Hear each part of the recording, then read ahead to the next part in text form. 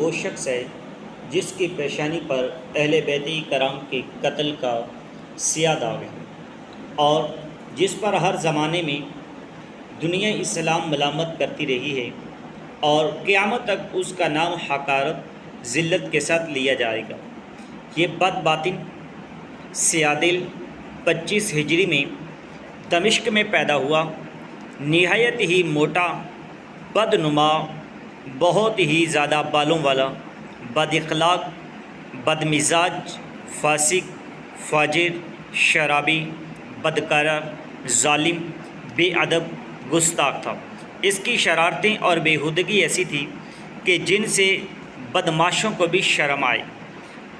محرمات جن عورتیں یعنی جن سے نکاح حرام ہے، ان کے ساتھ نکاح کا رواج دینے والا، سود اور دیگر حرام کاموں کو اعلانیہ کروانے والا تھا۔